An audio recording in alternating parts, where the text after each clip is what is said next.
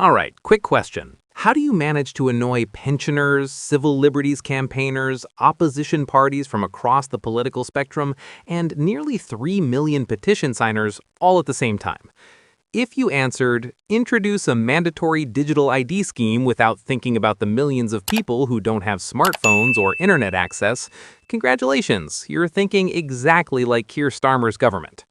Labor has been accused of showing utter contempt for pensioners and the digitally excluded over plans to roll out digital ID in the UK, and what started as a policy to tackle illegal immigration and streamline government services has turned into yet another PR disaster that makes the government look out of touch, authoritarian, and utterly clueless about how normal people actually live. Welcome to UK Political Insight, where we're diving into the digital ID controversy that's got everyone from your gran to libertarian activists absolutely fuming, and asking the very reasonable question, did anyone in government actually think this through before announcing it? So let's start with what the government's actually proposing. Back in September, Starmer announced plans for digital ID in the UK as part of efforts to tackle the small boats crisis and make government services easier to access. The idea is that everyone would have a digital identity, probably accessed through a smartphone app, that would verify who you are when you need to access services, prove your right to work, interact with government departments, that sort of thing. In theory, it's efficient, modern, and solves various problems around identity verification and illegal immigration. In theory.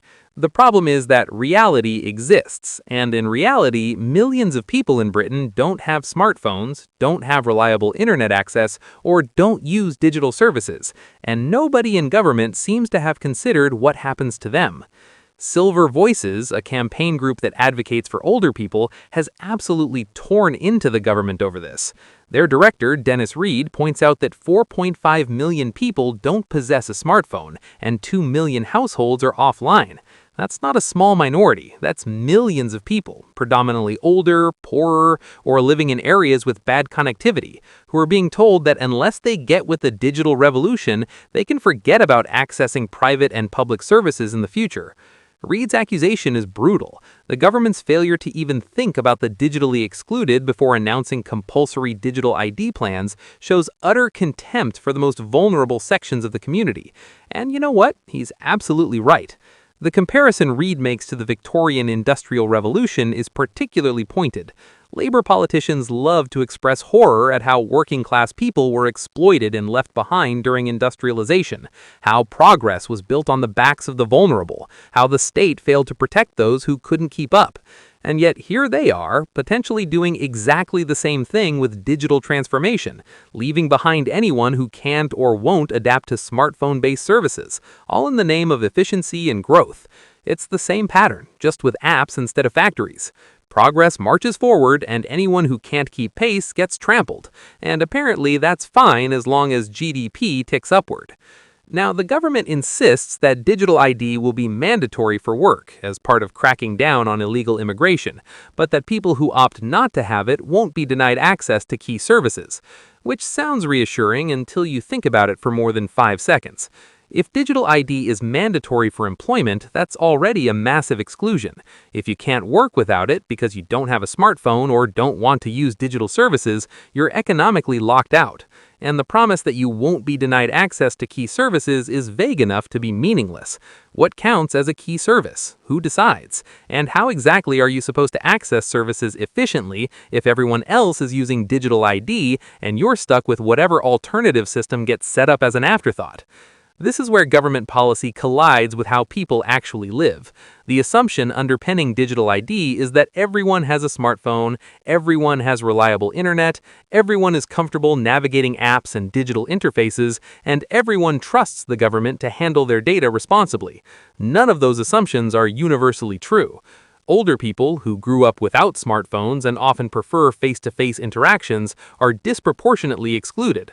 Poorer people who can't afford the latest smartphones or data plans get left behind. People in rural areas with patchy connectivity can't reliably access digital services, and plenty of people across all demographics simply don't trust digital systems and prefer traditional methods. The government's response has been to promise a major inclusion drive with face-to-face support and hands-on help for those who need it. They say making the system work for everyone will be a top priority, including people who struggle to access modern services because of age, economic status, or lack of digital skills. The new scheme will be inclusive, secure, and useful, giving people more control over their data while making public services easier to access. Which all sounds lovely, except it's completely at odds with the mandatory nature of the scheme and the government's track record on digital inclusion. Let's be brutally honest about what face-to-face support and hands-on help actually means in practice. It means underfunded help desks in council offices or job centers, staffed by overstretched workers who don't have time to provide meaningful assistance. It means phone lines with hour-long wait times. It means elderly people being told to ask their grandchildren for help, as if everyone has tech-savvy relatives nearby. It means the vulnerable spending hours trying to navigate systems designed for people who are already digitally literate. This isn't speculation. We've seen exactly this pattern with universal credit, with online tax returns, with digital NHS services. The government promises support, delivers inadequate resources, and people fall through the cracks. The political backlash has been fierce and genuinely cross-party, which is rare in our polarized environment. Almost 3 million people have signed a petition on the official Parliament website against digital ID. 3 million. That's an enormous number, and it represents genuine public concern that cuts across traditional political lines. YouGov polling showed public support for digital ID plummeted after Starmer's announcement in September, suggesting the more people learn about it, the less they like it. The Conservatives, Reform UK, and the Liberal Democrats have all criticized the plans, which means Labour's managed to unite opposition parties from right to center in shared horror at their proposals. The civil liberties concerns are also significant. Darren Jones, the Prime Minister's chief secretary, suggested digital ID could be the bedrock of the modern state, which immediately set off alarm bells for anyone who cares about privacy and government overreach. A digital identity system that's the bedrock of the state means the government has comprehensive data on where you are, what services you access, who you interact with, and what you're doing. That's an incredible amount of power to concentrate in state hands, and trusting that it won't be abused requires a level of faith in government that frankly isn't justified by recent history. We've seen how government databases get hacked, how data gets lost, how information gets misused. Remember when HMRC accidentally published thousands of people's personal details? Remember the NHS data breaches? Remember every single government IT project that ran massively over budget and under-delivered? And now we're supposed to trust them with a comprehensive digital ID system that's mandatory for employment and potentially for accessing all sorts of services. The cybersecurity risks alone are terrifying. One successful hack of a centralized digital ID system could expose millions of people's entire identities. There's also the question of function creep. The system gets introduced to tackle illegal immigration and streamline government services, fine, but what happens next? Once the infrastructure exists for comprehensive digital identity tracking, the temptation to expand its use becomes irresistible. Want to track benefit claimants to make sure they're looking for work? Digital ID. Want to monitor who's accessing certain websites or services? Digital ID.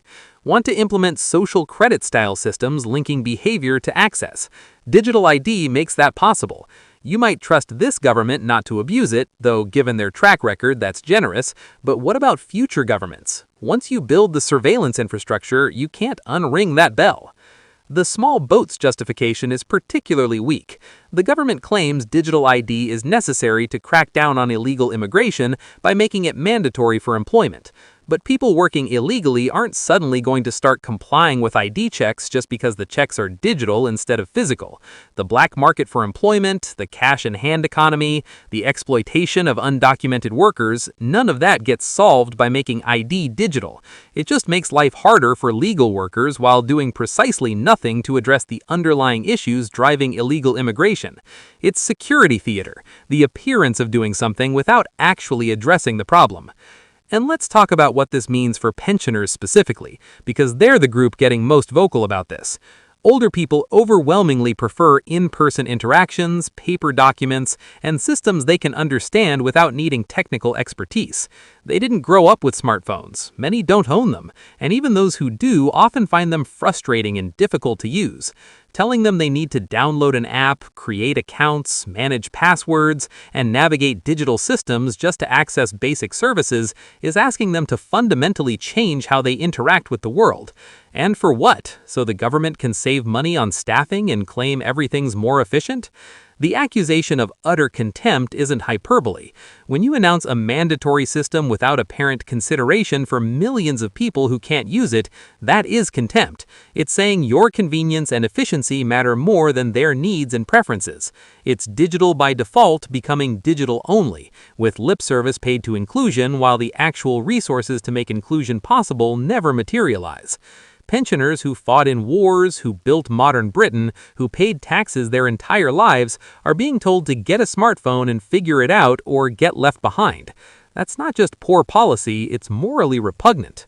The comparison Reid makes to the Victorian Industrial Revolution is particularly pointed. Labor politicians love to express horror at how working-class people were exploited and left behind during industrial